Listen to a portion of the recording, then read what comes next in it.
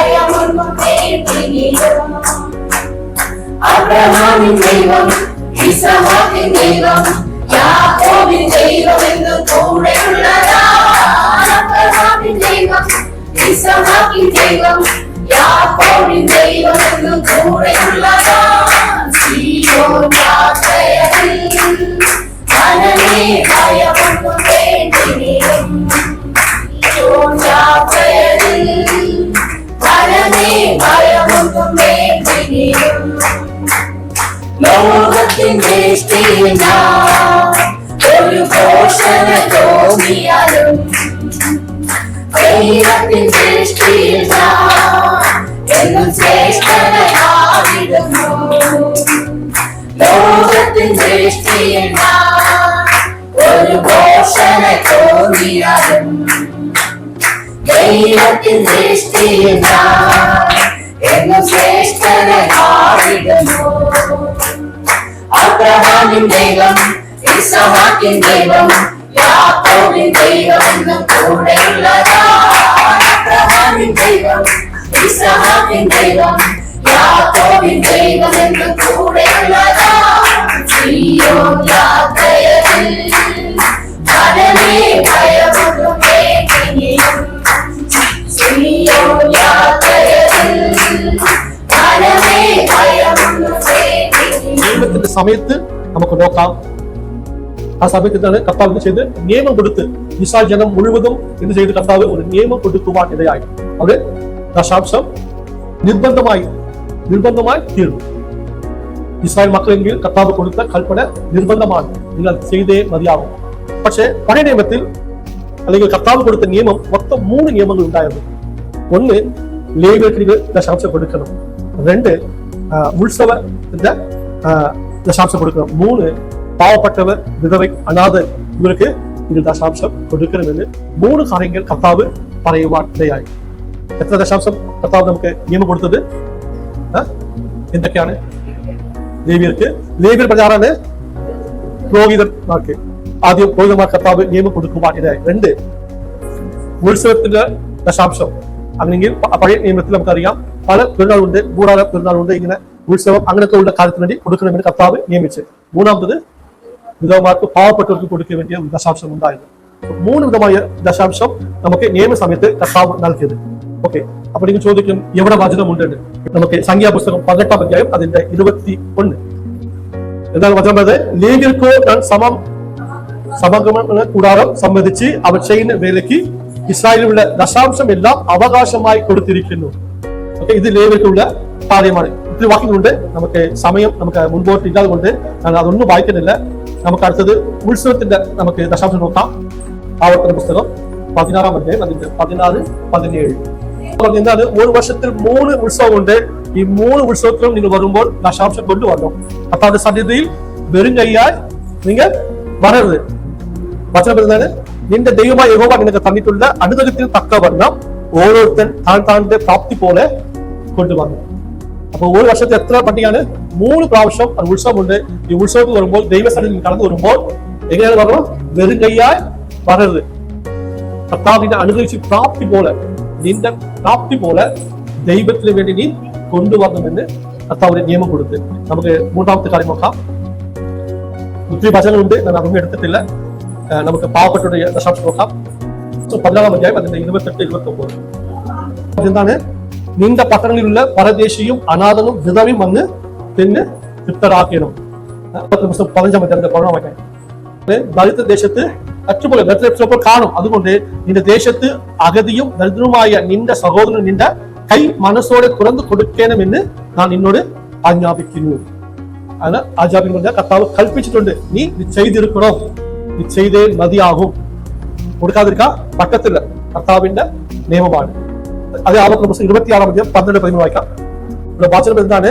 ദശാംശം എടുക്കുന്ന കാലമായ 3ാം സംവത്സരത്തിൽ നിന്റെ അനുഭവത്തിലൊക്കെയും ദശാംശം എടുത്ത് ലേവ്യനും പരദേശിയും അനാഥനും വിധവയും നിന്റെ പട്ടണത്തിൽ വെച്ച് തൃപ്തിയായ വണ്ണം തിൻപാൻ കൊടുത്ത് തീർന്ന ശേഷം ഈ ദശാംശം മാത്രം കൊടുത്താൽ പോരാ. അടുത്തെന്ത് ചെയ്യണം? നീ യഹോവയുടെ സന്നിധിയിൽ നിന്റെ ദൈവമായ യഹോവയുടെ സന്നിധിയിൽ നീ പറയേണ്ടത് എന്തെന്നാൽ നാം ദൈവസന്നിധി എന്താണ് പറയണോ? നീ എന്നോട് കൽപ്പിച്ചിരുന്ന കൽപ്പന പ്രകാരമൊക്കെയും ഞാൻ വിശുദ്ധമായത് എന്റെ വീട്ടിൽ നിന്ന് കൊണ്ടുവന്ന് ലേവ്യനും പരദേശിയും അനാഥനും വിധവയ്ക്കും കൊടുത്തിരിക്കുന്നു. ഞാൻ നിന്റെ കൽപ്പന ലംഘിക്കുകയോ മറന്നുകളയോ ചെയ്തിട്ടില്ല. പഴയ നിയമത്തിൽ നിയമമുള്ള സമയത്ത് ദൈവം കൊടുത്ത കൽപ്പനയാണ്. അവർ പാവപ്പെട്ടവർ സഹായിക്കണം. സഹായിച്ചാൽ മാത്രം പോരാ, ദൈവസന്നിൽ വന്ന് അവൻ ഏറ്റു പറയുന്നു, ഞാൻ നിന്റെ കൽപ്പന ലംഘിച്ചിട്ടില്ല, അങ്ങ് പറഞ്ഞതുപോലെ ചെയ്തിരിക്കുന്നു. ഇത് പാവപ്പെട്ടവരുടെ നമുക്കറിയാം. ഒരു വാക്യം കൂടെ വായിക്കാം. ലേവ്യ പുസ്തകം 27-30 വാക്യം. ഇവിടെ അർത്ഥം വായിച്ചതാണ്. നാം ദശാംശം നാം ദൈവത്തിന് കൊടുക്കുന്നത് എങ്ങനെയാണ്? അത് യഹോവയ്ക്ക് നാം വിശുദ്ധമായ ദൈവത്തിന് കൊടുക്കണം. അത് മാത്രമല്ല, നിങ്ങൾ പറഞ്ഞത് ആരെങ്കിലും ദശാംശത്തിൽ എന്താണ് വീണ്ടെടുക്കുന്നു എങ്കിൽ അതിനോട് 1/5 കൂടെ ചേർത്ത് കൊടുക്കണം. അത് മാത്രമല്ല, മാടാകട്ടെ ആടാകട്ടെ കോഴിൻ കീഴെ കടന്നു പോകുന്ന എല്ലാറ്റിനും 10 യഹോവയ്ക്ക് വിശുദ്ധമായി ഇരിക്കണം. അപ്പോൾ നാം ദൈവത്തിന് കൊടുക്കുന്നത് എങ്ങനെയാണ്? അത് വിശുദ്ധമുള്ളതാണ്, പരിശുദ്ധമുള്ളതാണ്. നാം കൊടുക്കുന്ന 5 രൂപ ആകട്ടെ, 10 രൂപ ആകട്ടെ, 500 ആകട്ടെ, 16 രൂപ ആകട്ടെ, എത്ര കൊടുത്താലും അത് ദൈവത്തിന് പരിശുദ്ധമുള്ള കാര്യമാണ്. പഴയ നിയമത്തിൽ കർത്താവ് നിയമം ഉള്ള സമയത്ത് കൊടുത്ത സംഭവങ്ങളാണ്. പക്ഷെ ഈ പഴയ നിയമം കർത്താവ് നിയമം കൊടുത്തിട്ട് ഇവരെന്ത് ചെയ്തു? ആ നിയമത്തെ ലംഘിക്കുവാൻ ഇടയായി. പഴയ നിയമം കൊടുത്തപ്പോൾ ആ നിയമത്തെ അവർ എന്ത് ചെയ്ത്? ആ നിയമത്തെ ലംഘിക്കുവാൻ ഇടയായി. അതുകൊണ്ടാണ് മലാക്കിയുടെ പുസ്തകത്തിൽ കർത്താവ് പറയുന്നത്, മലാക്കി 3-ാം അധ്യായം അതിന്റെ 8-ാം വാക്യം, 8-9 വായിക്കാം. മലാക്കിയുടെ പുസ്തകം 8-9. കർത്താവ് കൊടുത്ത നിയമത്തെ അവർ എന്ത് ചെയ്ത്? കർത്താവിന്റെ കൽപ്പന അവർ ലംഘിച്ചു. പക്ഷേ വചനം അത് മനുഷ്യനും ദൈവത്തെ തോൽപ്പിക്കുമോ? മനുഷ്യൻ ദൈവത്തെ തോൽപ്പിക്കുമോ എന്ന് ദൈവം ചോദിച്ചപ്പോൾ വചനം അത് എങ്കിലും നിങ്ങൾ എന്നെ തോൽപ്പിക്കുന്നു. കർത്താവ് നിങ്ങൾ എന്നെ തോൽപ്പിക്കുന്നത് എങ്ങനെയാണ്? എതിൽ തങ്ങൾ നിന്നെ തോൽപ്പിക്കുന്നതെന്ന് ചോദിക്കുന്നത് ദശാംശത്തിലും വഴിപാടിലും തന്നെ.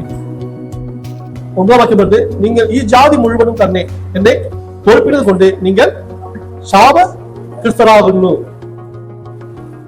കർത്താവിന്റെ വചനങ്ങൾ ദൈവം നമുക്ക് നൽകിയിട്ടുണ്ട്. നാം അത് അനുസരിക്കണം. നാം ആ വചനം അനുസരിച്ചില്ലെങ്കിൽ നമ്മുടെ ജീവിതത്തിൽ എന്താണ് കടന്നു വന്നത്? ശാപമാണ്. കർത്താവിന്റെ വചനങ്ങൾ പ്രകാരം നാം മുൻപോട്ട് പോകുമെങ്കിൽ തീർച്ചയായിട്ടും ദൈവത്താൽ നാം അനുഗ്രഹിക്കപ്പെടും. പക്ഷേ നാം ദൈവത്തിന്റെ വചനത്തെ നാം ലംഘിക്കുമ്പോൾ, വചനം നാം അനുസരിച്ചില്ലെങ്കിൽ നമ്മുടെ ജീവിതത്തിൽ എന്താണ്? ശാപം കടന്നു വരും. ഞാൻ ഉദാഹരണ വാക്യം പറയാം. ആഗായിയുടെ പുസ്തകം 1-ാം അധ്യായം അതിന്റെ 5-6 വാക്യങ്ങൾ. നമ്മുടെ അവസ്ഥ എന്താണ്? വചനം ആകിയാൽ സൈന്യങ്ങൾ ഇപ്രകാരം അരുളി ചെയ്യുന്നു, നിങ്ങളുടെ വഴികളെ വിചാരിച്ചു നോക്കുവേ. നമ്മുടെ വഴി എങ്ങനെയാണ് എന്ന് നാം വിചാരിച്ചു നോക്കണം, ചിന്തിച്ചു നോക്കണം. എങ്ങനെയാണ് നമ്മുടെ വഴി? വചനം എന്താണ്? 6-ാം വാക്യം, നിങ്ങൾ വളരെ വിതച്ചിട്ടും അല്പമേ കൊണ്ടുവരുന്നുള്ളൂ. നമ്മൾ അധ്വാനിക്കാറില്ല. ഇതെല്ലാം അധ്വാനിക്കുന്നുണ്ട്. പക്ഷെ ആ അധ്വാനത്തിന് ഫലം നമുക്ക് കിട്ടുന്നുണ്ടോ? ഇല്ല. നിങ്ങൾ വളരെ വിതച്ചിട്ടും അല്പമേ കൊണ്ടുവരുന്നുള്ളൂ. നിങ്ങൾ ഭക്ഷിച്ചിട്ടും പൂർത്തി പറഞ്ഞില്ല. നമുക്ക് എന്താണ്? ഭക്ഷണം കഴിച്ച് നമുക്ക് തൃപ്തി പറഞ്ഞില്ല. ദാനം ചെയ്തിട്ടും തൃപ്തി പറഞ്ഞില്ല. വസ്ത്രം തച്ചിട്ടും ആർക്കും കുളിർ മാറില്ല. കൂലിക്കാരൻ ഓട്ട സഞ്ചിയിൽ ഇടുവാൻ കൂലി വാങ്ങുന്നു. അപ്പൊ നമ്മള് അധ്വാനിച്ച് നമ്മൾ പണമെല്ലാം കൊണ്ടുവന്ന് എവിടെയാണ് ഇടുന്നത്? ഓട്ട സഞ്ചിയിൽ. അധ്വാനിക്കുന്നുണ്ട്, നമ്മുടെ പണം നിൽക്കുന്നില്ല.